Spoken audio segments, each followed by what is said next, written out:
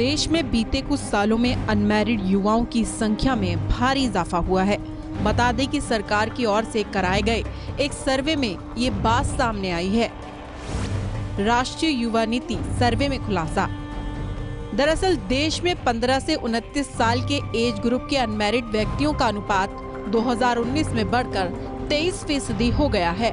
बता दें कि यह आंकड़ा साल 2011 में 17.2% था, लेकिन अब ये report office for national statistics के जरिए जारी की गई है। अनमैरिड रहना चाहते हैं युवा।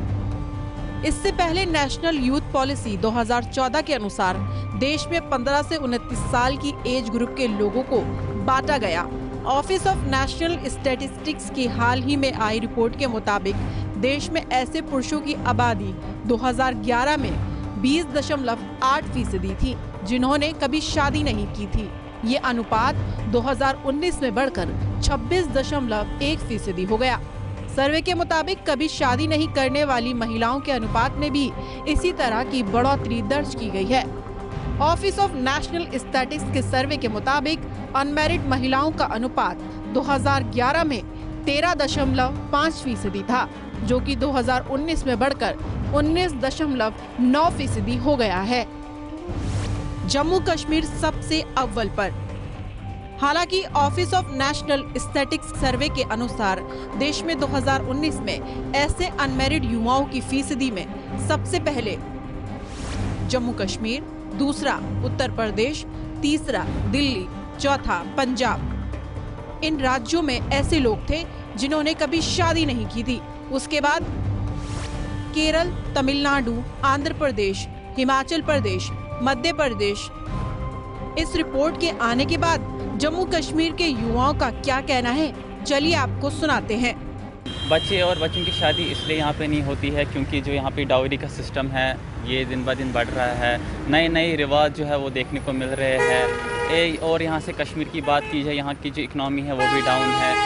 यहाँ एक बाप अपनी बेटी के लिए वो लड़का देखना चाहता है कि जो पहले गवर्नमेंट एम्प्लॉय हो। यहाँ पे तो गवर्नमेंट ने वो फैसिलिटी भी नहीं रखी कि कोई सब तो गवर्नमेंट एम्प्लॉय नहीं हो सकते हैं ना सब।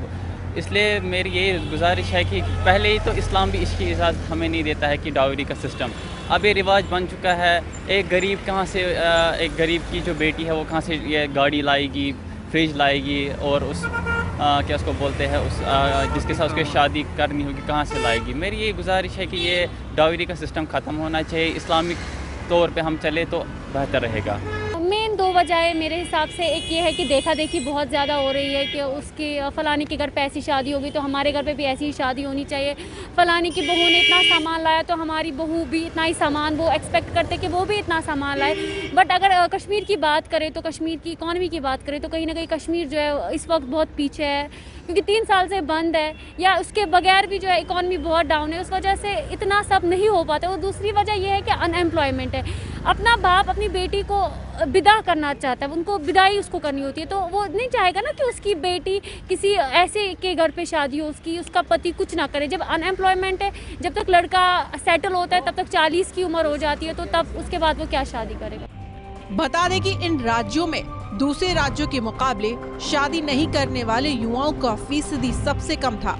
हालांकि रिपोर्ट में अनमैरिड युवाओं की आबादी बढ़ने की वजह साफ तौर पर नहीं बताई गई है।